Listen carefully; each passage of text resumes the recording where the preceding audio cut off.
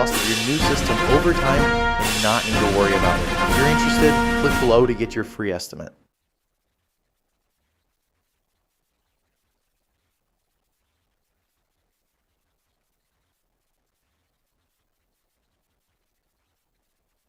You can't play me, bring me in, Ladies and gentlemen, the President of the United States, Donald J. Trump. Does the flag? What a group, what a group. All champions. USA.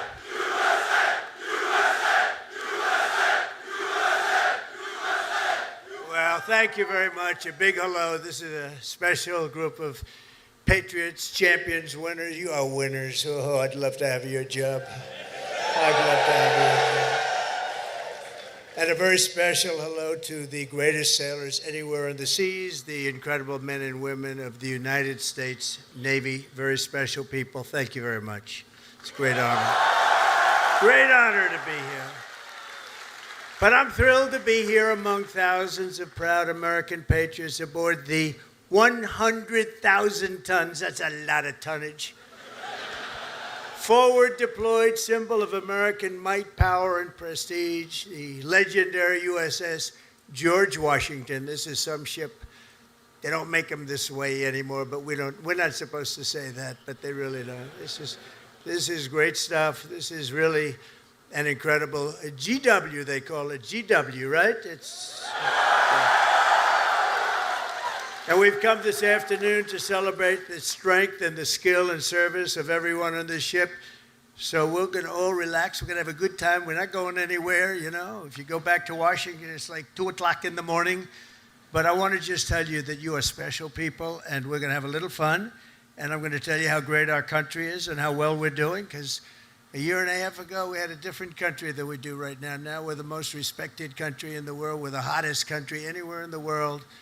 And it hasn't taken too long, but I had no doubt. I just didn't know we were going to do it this fast. We've done it fast because of people like you. So I want to thank you very much. And I want to recognize a man that you all know well. And he's a tough cookie. He was formerly our Secretary of Defense, but now he is proudly known as our Secretary of War, Pete Hegseth.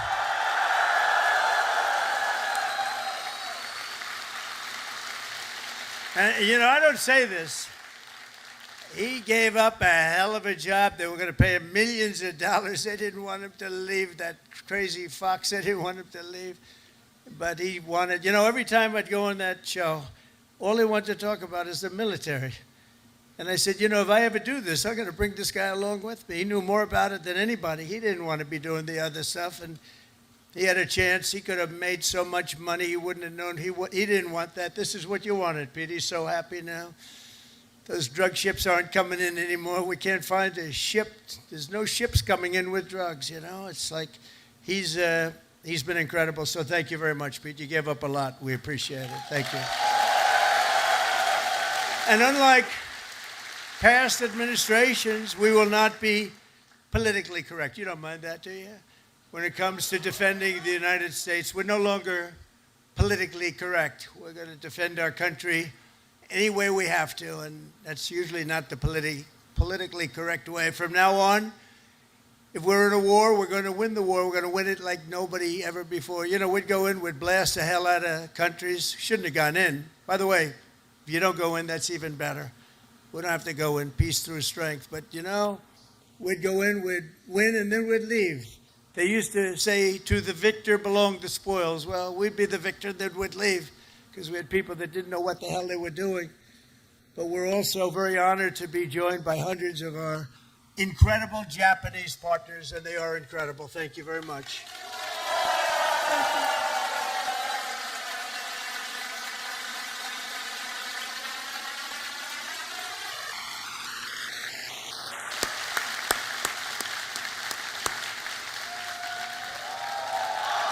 This woman,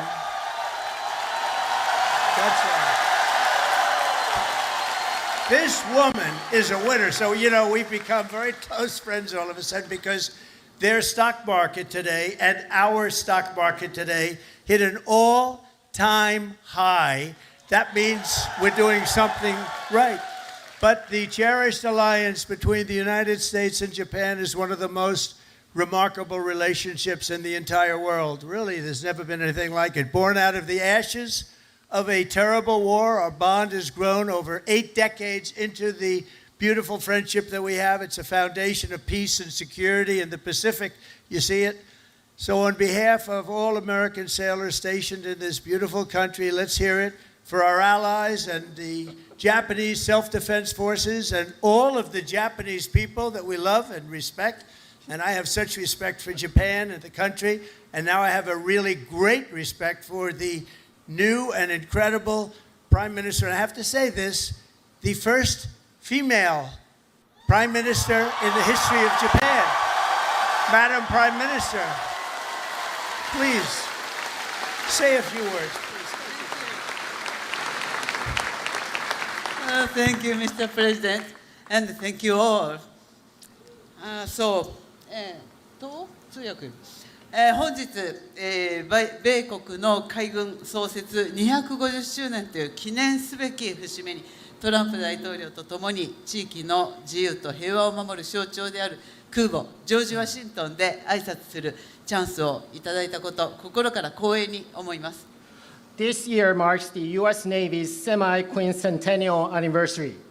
As we celebrate the important milestone, I'm truly honored to have this opportunity to deliver remarks with President Trump aboard the aircraft carrier USS George Washington, a symbol of protecting freedom and peace in this region.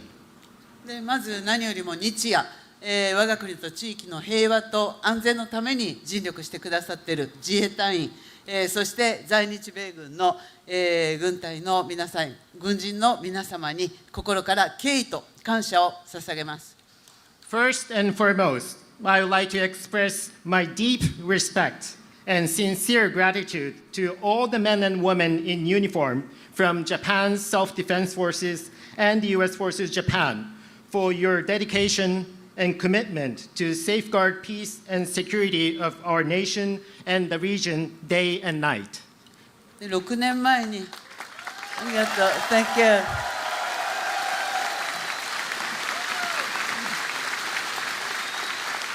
で6年前、この横須賀の地で、トランプ大統領と、亡くなった安倍晋三、総理が、日米が共に手を取り合って、この地域の平和と安全を確保していくという決意を示しました。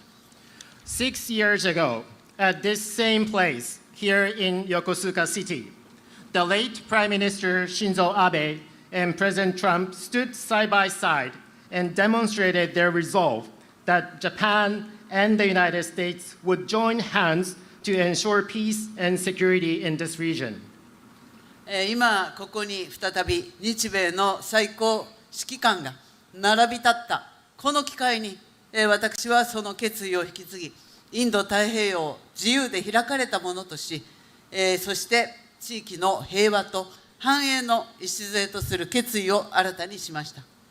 Now, as the two commanders-in-chief of Japan and the United States stand together once again, I have renewed my determination to carry forward that resolve and to make the Indo-Pacific free and open so that it will serve as the foundation of peace and prosperity for the entire region. 今、我々はかつてないほど厳しい安全保障環境に直面しています。平和は言葉だけではなく、確固たる決意と行動によってこそ守られます。Now, we are facing an unprecedented severe security environment. Peace cannot be preserved by words alone. It can be protected only when there is an unwavering determination and action. あちらに見える最上とマヤを含む自衛官とこのジョージ・ワシントンは数多くの訓練を重ねてきました。でまた横須賀にいる多くの、補給整備に携わっている、日米関係者の皆様、そして地域社会との絆が、米国海軍の活動を長年にわたって支えてきました。こうした幾層にもわたる日米の協力が日米の抑止力、対処力を確かなものとしております。From where we stand, we can see Maritime Self-Defense Forces Mogami and Maya. Vessels of Japan's Maritime Self-Defense Force and USS George Washington have conducted numerous joint exercises. Just as importantly, there are so many Japanese and American personnel working for logistics and maintenance here in Yokosuka. And there's also a strong sense of bond with the local community here. Those are what have been supporting the activities of US Navy over the years. There's no doubt that such multi-layered Japan-US cooperation is what makes it possible for us to ensure the credibility of our two nations' deterrence and response capabilities. 私は決意しています。今後、日本の防衛力を抜本的に強化して、この地域の平和と安定により一層積極的に貢献していきます。So let me reiterate my unwavering determination here. Japan is committed to fundamentally reinforce its defense capabilities, and Japan is ready to contribute even more proactively to peace and stability of the region. そのことにより、トランプ大統領とともに世界で最も偉大な同盟になった日米同盟をさらなる高みに引き上げてまいります。Through these efforts, together with President Trump, I am determined to elevate the Japan-US alliance, which has already become the greatest alliance in the world, to even greater heights. 日米は共に帆を掲げ、自由で開かれた海を進みます。この横須賀から紡がれる航路は、日米の絆を輝く未来へと導くことを確信しています。Japan and the United States will advance together with our sails raised high across a free and open sea. And I am very confident that the sea route from Yokosuka will make our bond even stronger and bring our two nations on the path to a shining future. Thank you.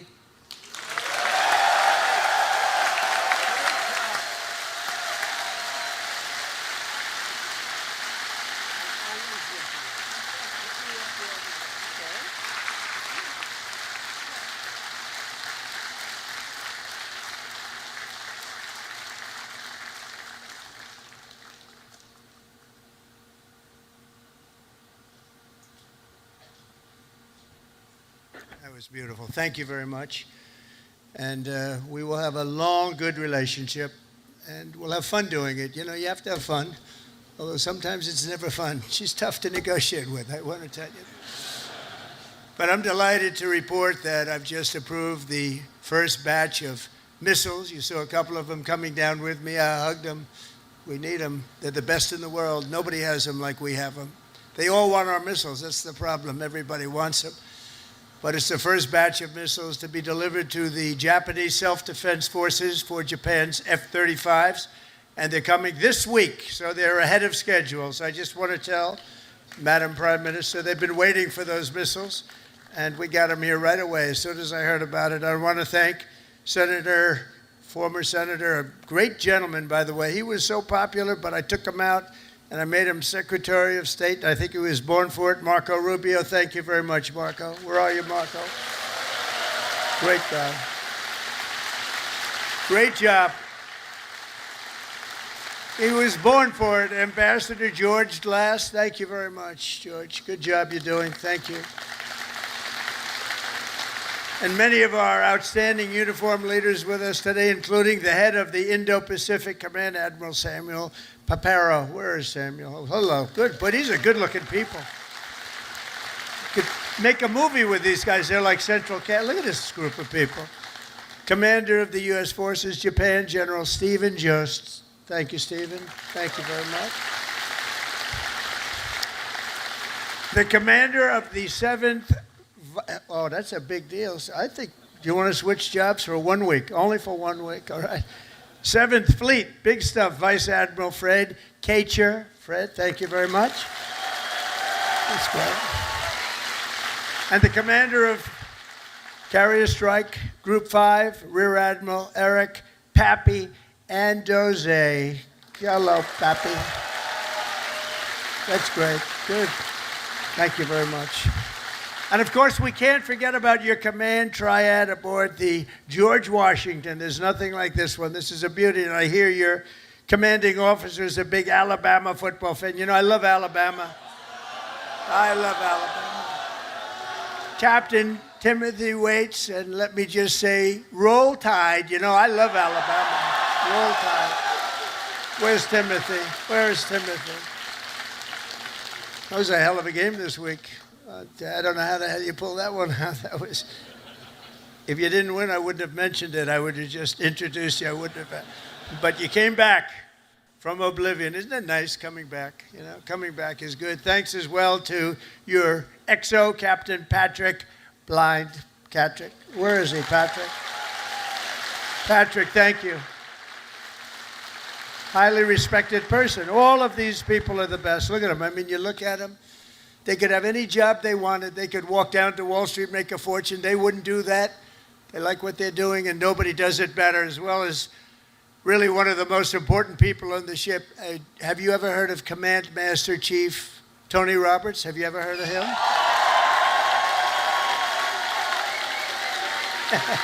Wherever you are, where's Tony? Thank you. Thank you, Tony. He's a popular guy. And as many of you know, this month we're celebrating a truly momentous anniversary. 250 years of courage and pride, honor and victory by the United States Navy. 250 years, can you imagine?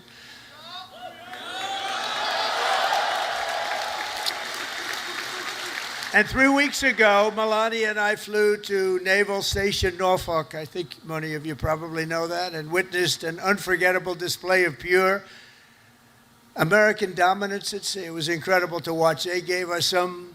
Then I said, slow it down, costs a lot of money. Let's save it. You know, let's relax a little bit. They gave us some great display, from the thunderous roar of the guided missile destroyers, never saw anything like it, to the spectacular sight of nuclear submarines all over the place, to the unstoppable force of another great American aircraft carrier. One thing was clear, that no enemy will ever even dream of threatening America's Navy. There's no Navy even close, not even close. You hear about some of them doing ships, but nobody can do what we do. Nobody has what we have. And we also have the best equipment that rides along in those ships. You see that nobody makes equipment like we do. Nobody makes the ammunition, the weapons, the missiles, the planes, none of it. And if they do, the American sailor stands ready to crush them and sink them and wreck them and blast them into oblivion, right? We have to.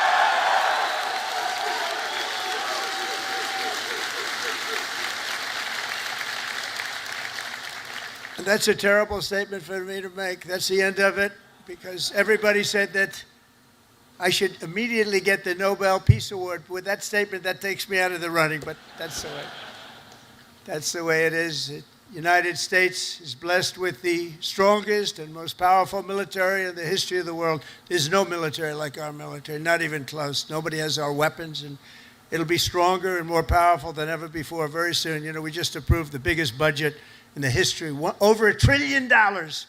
Over $1 trillion. We have the best ships, the best airplanes, If you the want to best see it all, submarines, you the need a best car that can go technology. the distance. But above The all, we have Subaru Forester America's Hybrid. military. It's 581 the best miles people. per It's all tank. about the Love people, goes the ultimately. You extra have to mile. work all of that The Subaru Forester fancy Hybrid stuff that and we make Crosstrack better than Hybrid, part of anybody our else. growing The fact family of is, Subaru hybrid we vehicles. do make the best weapons, but if you don't have the right people to operate those weapons, they don't mean much.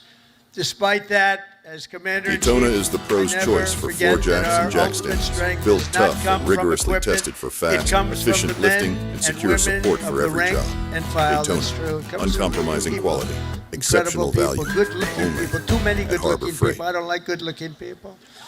I never liked good-looking people, I'll be honest with you. I've never admitted that before.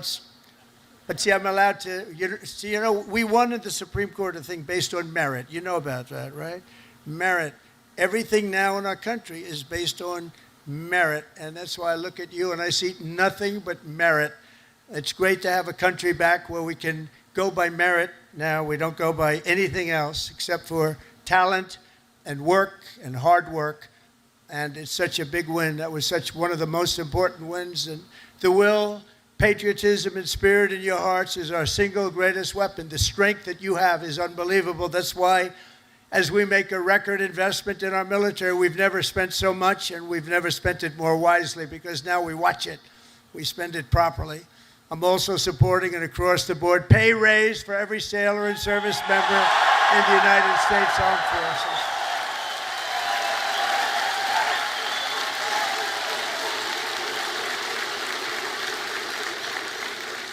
Now, if you don't want it, you want to give back to your country, just let us know. We won't give it to you. Is there anybody in that category? Huh? But now, all we really have to do is get the Democrats to approve it. But they'll come along. They always do, they always do. And because I heard that the sailors on the George Washington took a hit to your family separation pay, you know what I'm talking about, right? You took a little hit to be here, right? By returning to the port, you returned early for this event. I am delighted to announce that as your sort of boss, I don't feel like your boss, but I guess I am. At least you'll be happy about this one. At my direction, we're going to make sure that you receive the full amount that you were owed for the deployment. And we're not going to deduct anything because you came in to listen to your commander. I'd like to be an admiral. I always wanted to be an admiral, to be honest. Don't tell the other people that I love so much. They sit around the table, they have all those beautiful stars and stripes. But I'll tell you what I love. I always love the admirals. I love those uniforms. And I look at these guys. I don't think I would have done very well if I had to compete with these people. They're too good. But I always felt that the Navy is a very special group of people. And I see it when I see you. I see it over the past 11 months. The spirit of our military has been soaring like never before. You know that. The spirit of our country has been soaring. After years of recruiting shortages, and we had bad ones. It was embarrassing, frankly. During my campaign, before the election, November 5th, after that, it all changed. After we won, it all changed. And now we have waiting lists with record numbers trying to join the U.S. Navy and all of the armed forces. We have literal waiting lists, and I'm pleased to report that 2025 was the Navy's single best recruiting year in many generations. That's pretty good, isn't it?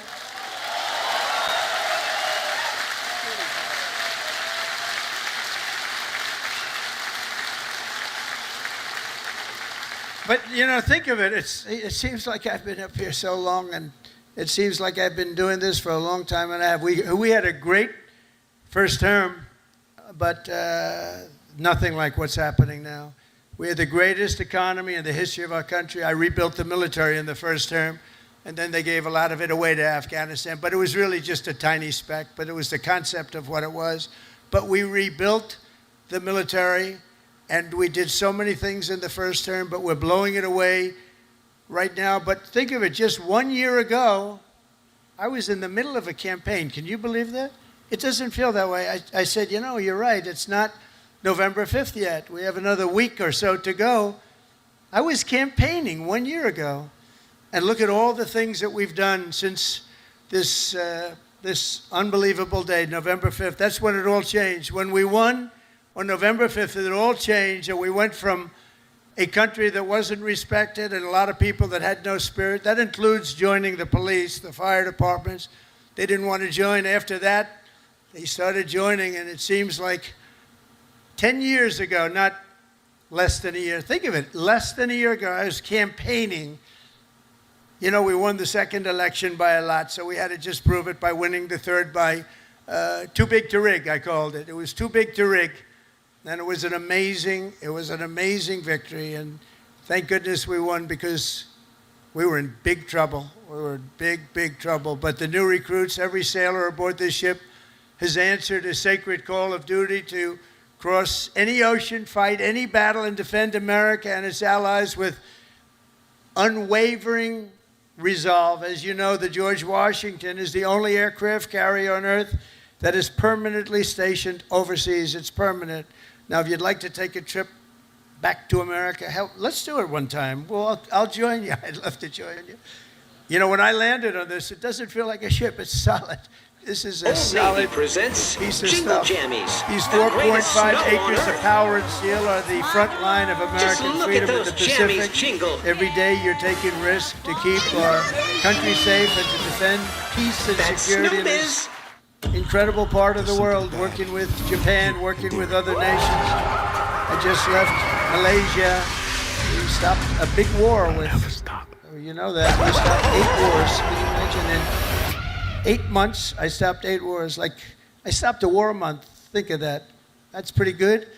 But I just left Malaysia. Thank them because they helped us very much with one of them, and actually for even a second, they're great people, and they send their regards. I spent a day there with the Prime Minister, and we had a good time. But you carry out your mission bravely, you carry it out brilliantly, and on behalf of all Americans, I just want to say, and I came over to say it loud and clear, thank you very much. Thank you. Thank you. Incredible people. You are incredible people.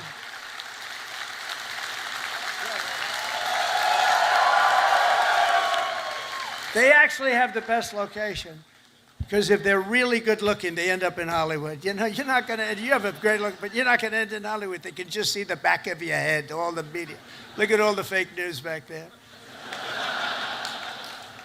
But 2 years ago, Naval Air Crewman 3rd Class James McCall was just a few months into his first fleet tour with the Golden Falcons helicopter squadron when he and his crew were called on a search and rescue mission to find 3 missing Navy divers. Incredible, brave guys, the divers. But they were stranded at sea and right off the Japanese coast. They were exhausted and assuming they were going to die. They assumed they were going to die. But with unbelievable focus and skill, crewman McCall was able to find and help rescue all 3 divers in the water below, saving his fellow sailors. And James is with us today as a shipmate on this carrier. Crewman McCall, thank you very much for your incredible bravery, and we salute you. Where is James? Where are you, James? Whoa. Come up, James. Get up here, James. Come up. Come up here. Look at this guy. He's a good-looking guy. Get out of here, James. I don't want you up here. No, come here, James. Nice to meet you. You want to say something? Come on.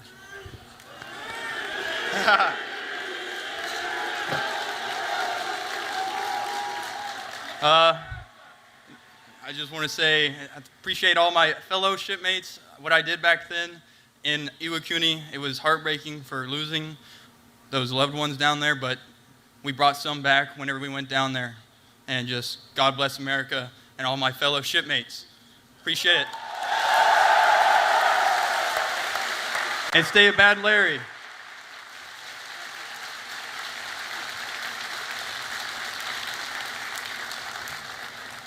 I was wondering, maybe he almost stayed up. He could have been up here for a while. You did that very well. He's going to be running for office next week. You watch. Great job, James. A lot of bravery, too. But as James' story reminds us, the Navy is a family and a team, and each of you has a vital role to play. Gathered here this afternoon are some of those whose toil and sweat gets our magnificent planes in the air and brings them safely back home. And we have the shooters and the gear dogs and the paddles and the white shirts and, of course, the blue shirts, the yellow shirts, the red shirts on the flight deck. And all over the hangar bay, I want to thank you all. You're incredible people. I saw some of you, we're rushing to get down here, and they want to take pictures up there, you know. They're very aggressive people. Sir, could I have a picture?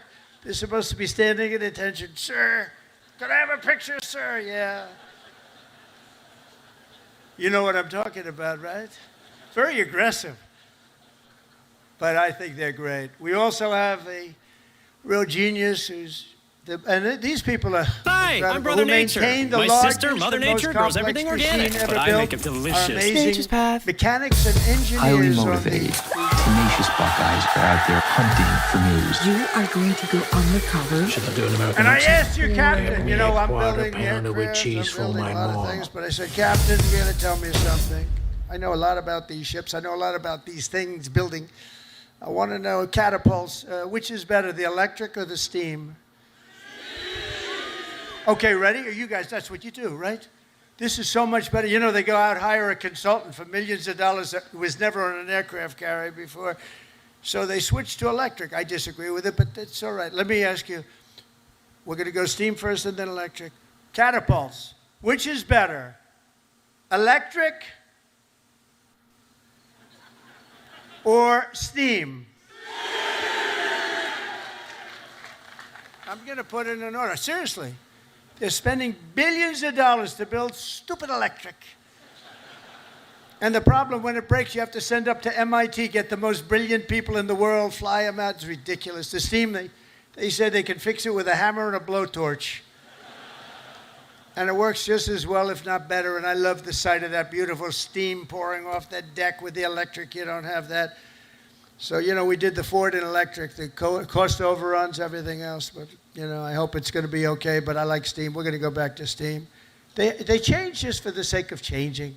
I said to the architect, have you ever designed a ship before? You know, he only did the biggest ship in the world, right, the Ford. But we're going to go back. Okay, now let me ask you the second question. Hydraulic for your elevators or magnets? You know, the new thing is magnets. So instead of using hydraulic, that you can be hit by lightning and it's fine. You take a little glass of water and you drop it on magnets. I don't know what's going to happen. So, you know, the elevators come up in the new carriers.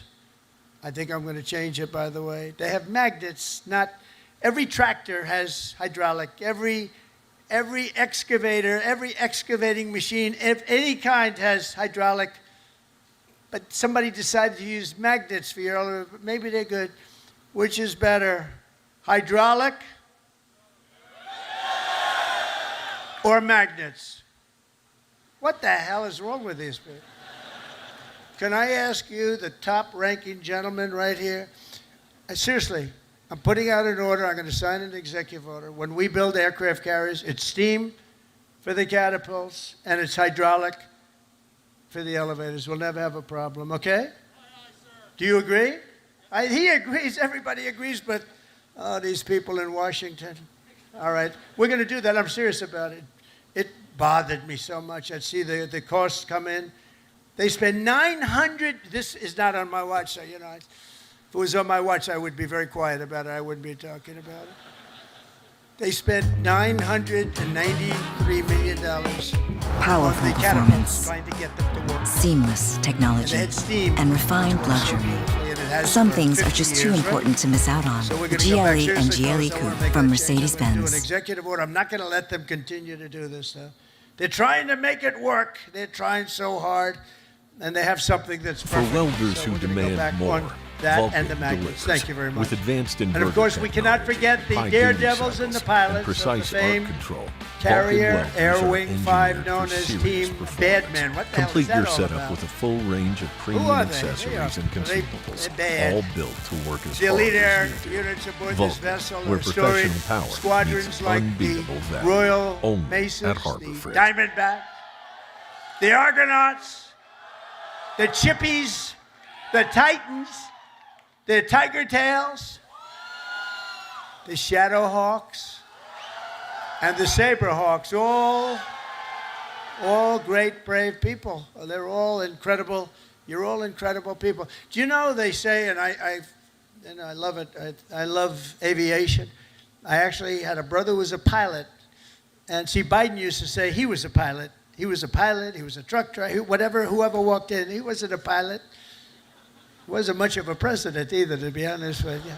That I can tell you. That we all know. But they say the hardest thing to do is landing a plane on an aircraft carrier. You ever hear that? And great pilots can do everything. They're great pilots, but they can't do that. It's a very special talent. So the people that do that are in this room, you're a very small group of people. Tremendously talented pilots cannot do it for a lot of reasons. There are a lot of reasons. A lot of it's right up here. So I have great respect. The hardest thing you can do as a pilot is land. You know that this ship is so big. But when you're up there in the Pacific or the Atlantic and the waves are crashing and it's getting dark, or it is dark, which is even worse. Getting dark is better. But when you're up there, they say it looks like a little needle in the ocean. It's just a very little thing, and you're landing on top. So I have great respect when I see them land. 3 weeks ago they were landing and doing it beautifully. They're very, very talented people, and nobody embodies skill and nerve and swagger and the attitude like a U.S. Naval aviator. So I have great respect for you all. Thank you very much. It's one of the reasons I'm here. That's why I'm here, not someone else. I didn't need this. I didn't need the whole damn job. I could have had I had such a beautiful life. But you know what? We're making America greater than ever before, and that's why I'm doing it. And we are doing numbers that nobody's ever seen, nobody ever even thought possible before. Think of it. A year ago, we were a dead country. We were like a dead country, and now we have the hottest country anywhere in the world. There's nobody even close. It's pretty amazing, I'll tell you. None of it would be possible. All of these things that we're doing, all of the respect that we have, it's really because of people like yourself and the armed forces generally. It's amazing, the job that you all do. None of it would have been possible. And all of those important missions in the Navy, the devoted members of the Food Service Division serving up to 14,000 meals every single day. How's the food? Good? They say it's good. Is it good? I hope it's good. It's probably my kind of food. I like that kind of food. But they don't get the credit they deserve. I want to just thank them very much and congratulate. 14,000 meals. Let's also hear it for all the sailors holding the American flag high at Seafay, as well as the crews from the ferocious Desron 15. Desron 15.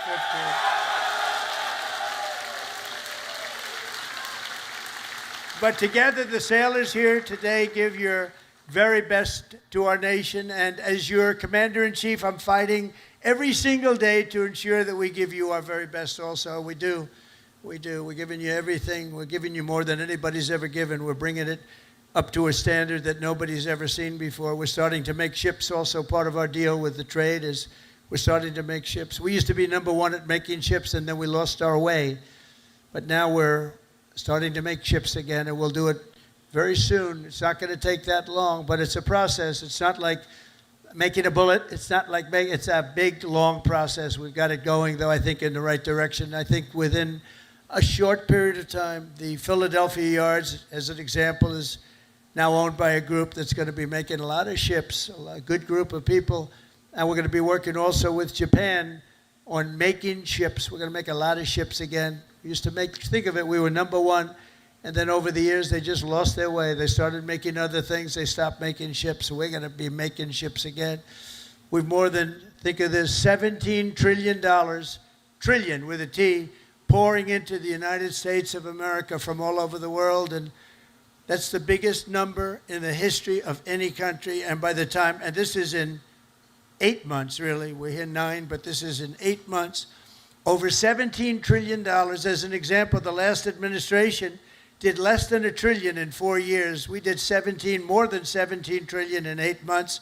And I think by the time we finish up our first year, we're going to be over 20 or $21 trillion of money coming into our country. And I want to thank Japan, because Japan is making big investments into the United States, and they're very happy because the stock market's gone up very nicely. We've made Japan a lot of money. That's okay.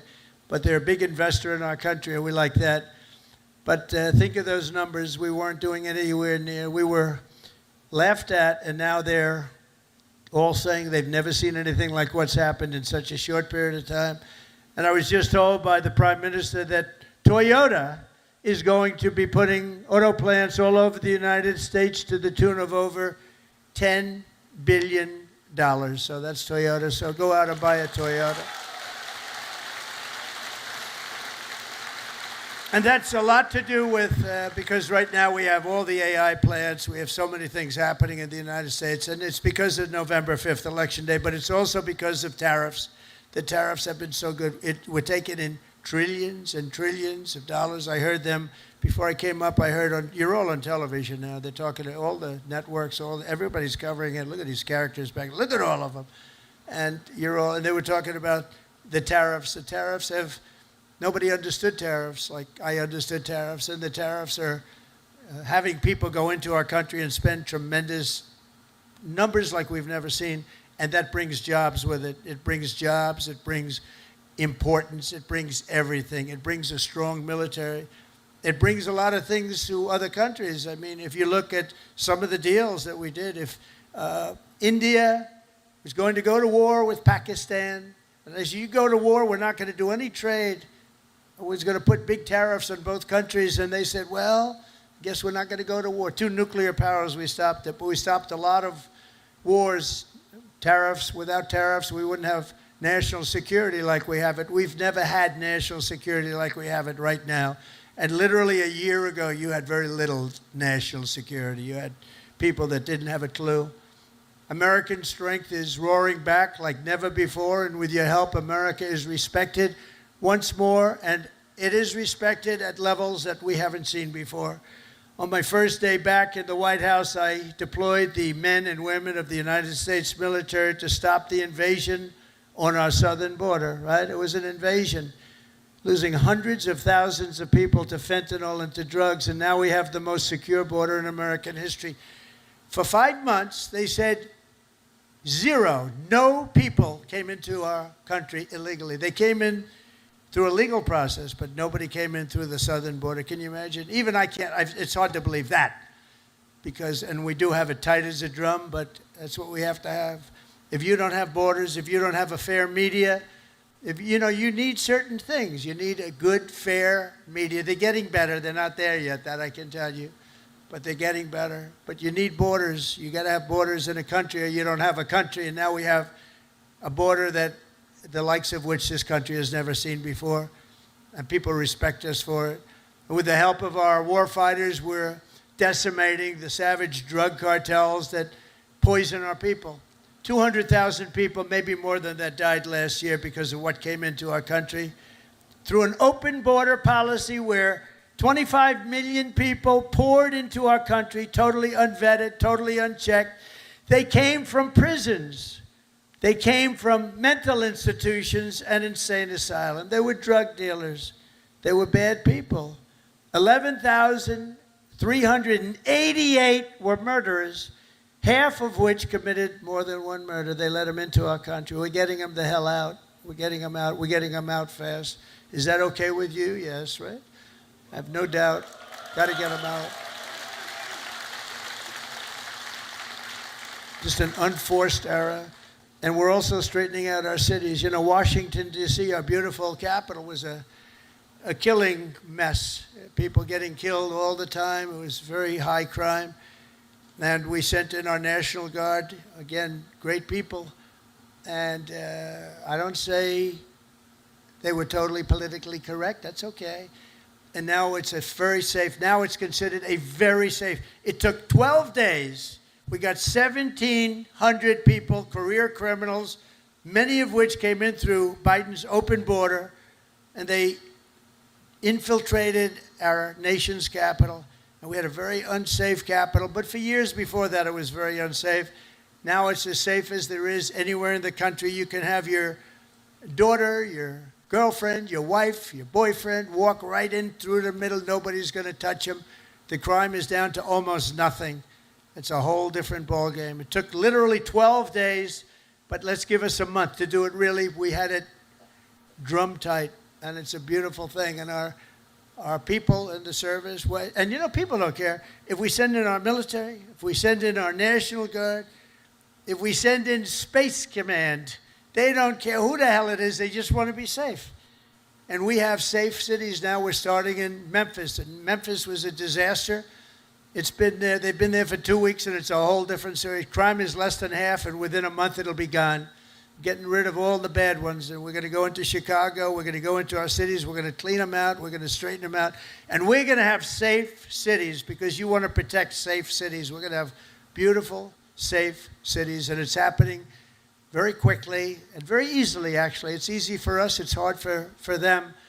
And we have to have a little more help. It doesn't matter, really. We can do as we want to do, but it would be nice to have more help from some of the Democrat governors that don't mind. In Chicago, 2 weeks ago, 4 people murdered, 11 people shot.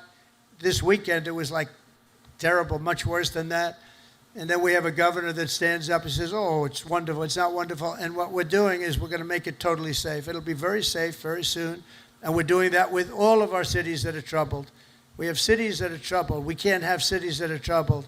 And we're sending in our National Guard. And if we need more than the National Guard, we'll send more than the National Guard, because we're going to have safe cities. We're not going to have people killed in our cities. And whether people like that or not, that's what we're doing. And you've been watching what our missiles do to boats and ships and submarines. How about the submarine? They said, no, that was just fishing. The radical left Democrats said, well, it was a submarine, but they were just fishing. Submarines don't go fishing, do they? You know more about submarines than I do. You have a beauty parked outside, actually. This is a submarine, and you know what it was designed for? Transporting drugs, and it got hit.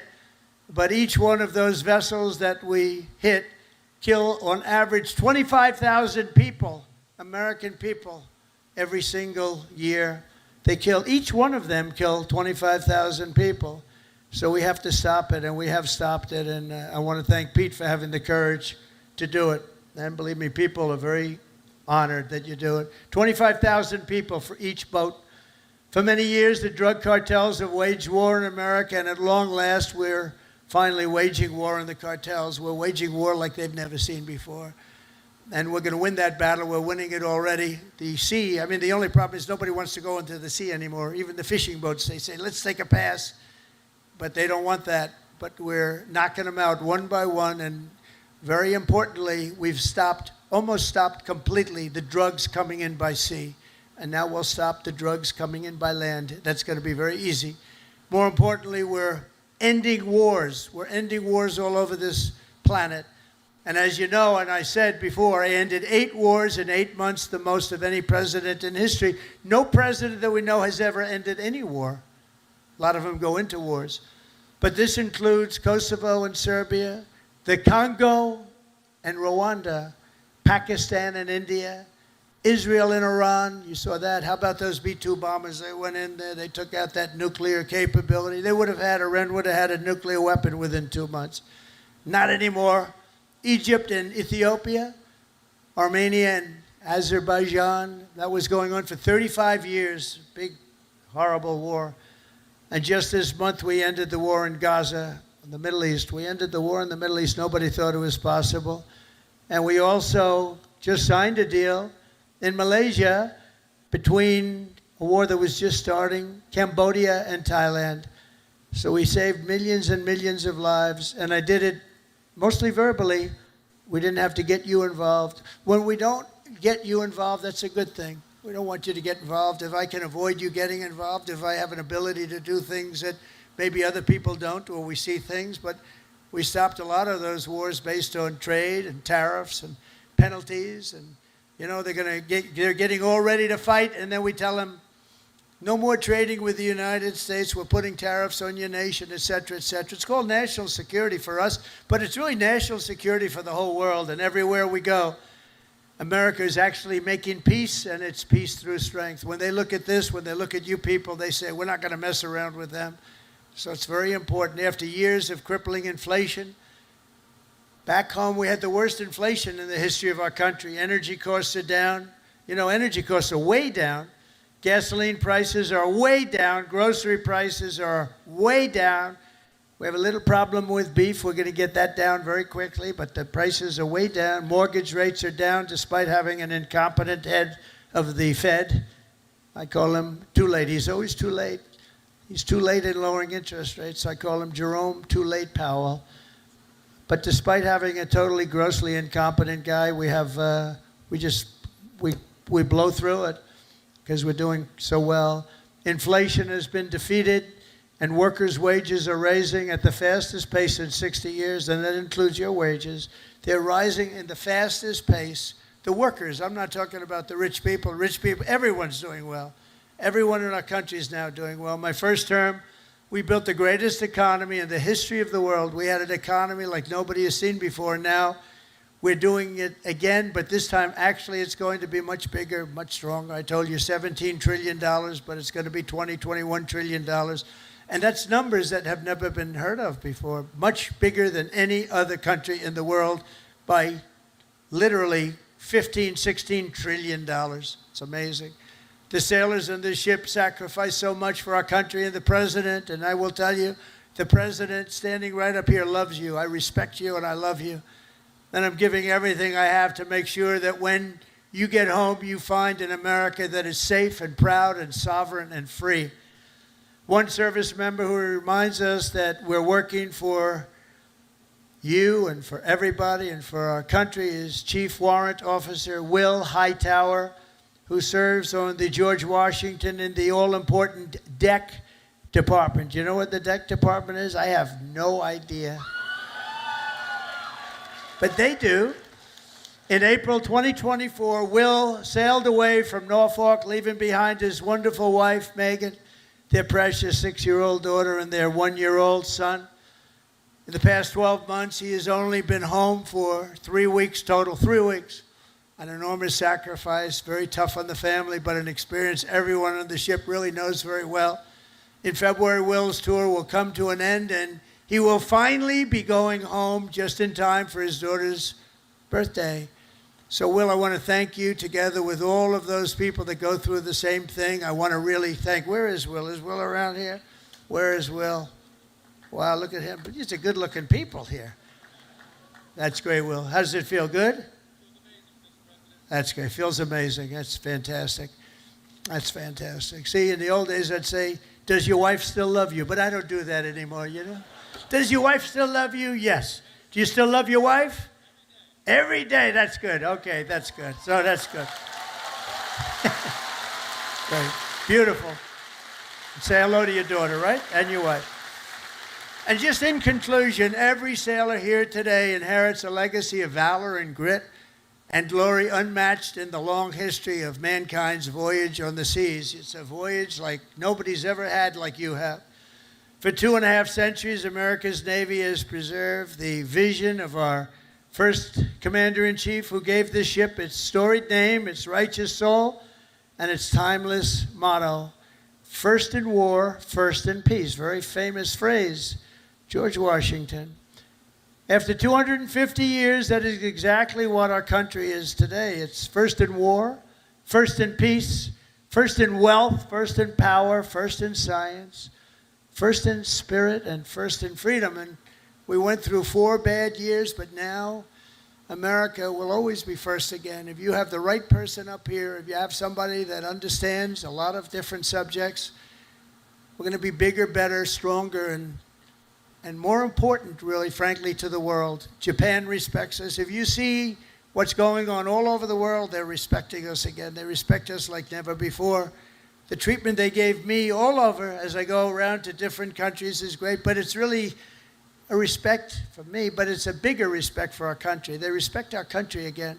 They didn't respect our country just a few years ago. From Boston Harbor to Hampton Roads, and from Caribbean Sea to the Red Sea, from the Atlantic to the Pacific, and from the Persian Gulf to what is now known as the Gulf of America. Isn't it nice? They say it now routinely. I heard the news today. The Gulf of America, weather is wonderful. They don't say it with a smile. It's called the Gulf of America. How did that happen, right? And it took me, for many years I said, why is it called the Gulf of Mexico when we seem to have the shore? Well, we do. We have 92% of the shoreline. So I said, when we make it back, not if, when, too big to rig. We made it too big to rig. I said, get out and vote. Too big to rig. Make it that way. I said, I'm going to change it. And one of the first things I did is I changed it. Nobody could even fight it. They tried. We got sued all over the place. We won every suit.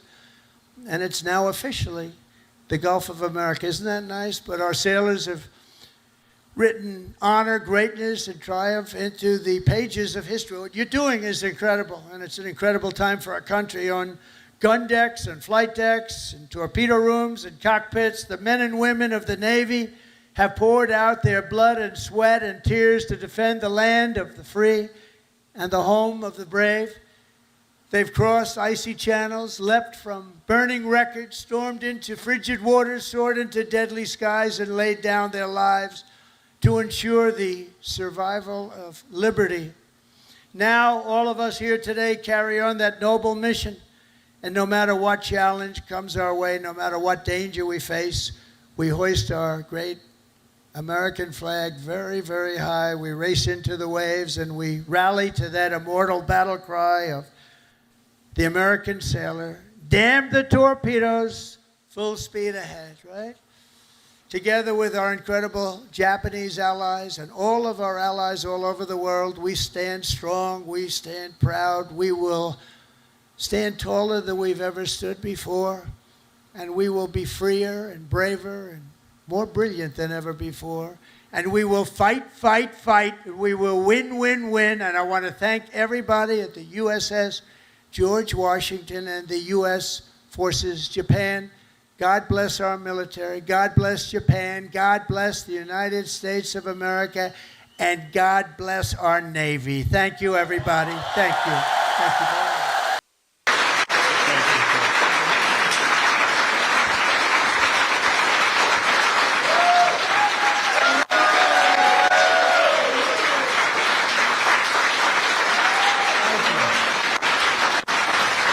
Well, thank you. That was wasn't that a nice introduction? Wow.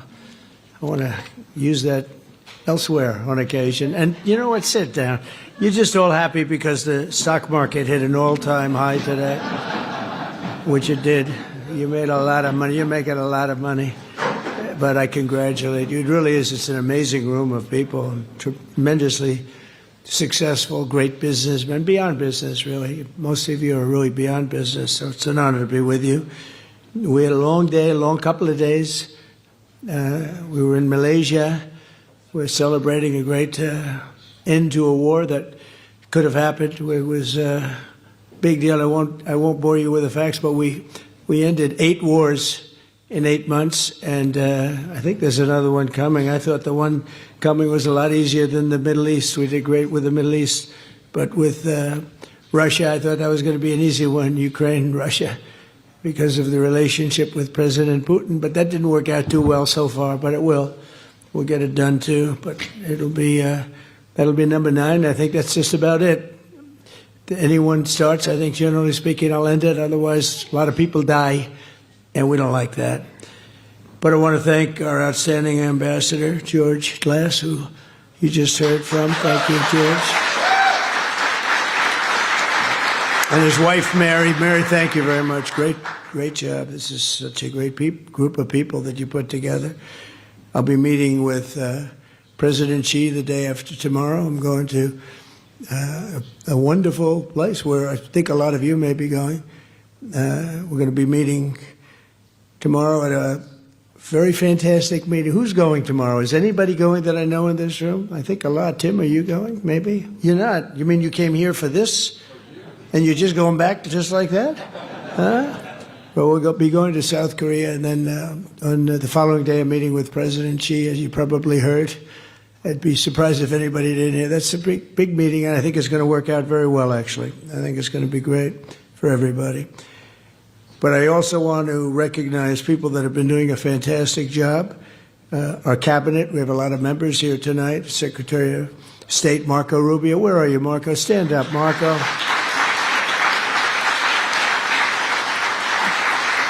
Thank you. Great job. He's doing a great job. They're all doing a great job. Secretary of War, you know, what used to be Secretary of Defense, Secretary of War, Pete Hegseth. Thank you, Pete. You know, we used to be Secretary of War. It used to be the Department of War. And then we became politically correct. We won World War I, we won World War II, we won everything in between and everything in front of it. And then we'd win wars, but we'd leave after we won. We'd go into wars that we shouldn't have been in, but then we'd just leave. We'd bomb the hell out of somebody and we'd leave. And I said, you know what do you think of that idea? Pete said, I like it. I said, boy, that didn't take long. Right, Pete? But he's doing a great job. He's doing a great job on the border, too. You see what's happening.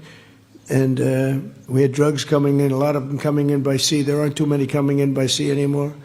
They've decided to take a pass. I don't know if you've seen what's happening, but it's really been amazing what's been happening in terms of our border. We have a border that's totally closed. We used to have a border that was totally open. We took in 25 million people. Many of them should never have been there. And they came from prisons, jails. They came from mental institutions, insane asylums. Some people say, how come you mention both? I say, well, the insane asylum is a mental institution on steroids. And it's beyond the mental institution. But we took them both. And we took drug dealers. We took everybody. What a disgrace. What a disgraceful job they did, the previous administration. And I wouldn't normally say that. But what they did to our country was incredible. And now, you know, we had a country, it was a dead country. Everybody, so many of the leaders that I've met, King of Saudi Arabia told me, they all said essentially, we thought your country was dead. 1 year ago, we thought your country was dead. Now it's the hottest country anywhere in the world, like by far. I mean, we have some leaders here, so I don't want to insult anybody. We have the hottest country in the world. So I just want to thank some of these people. Scott Bessent, you're doing a great job, Secretary of Treasury. Thank you, Scott. Thank you, Scott.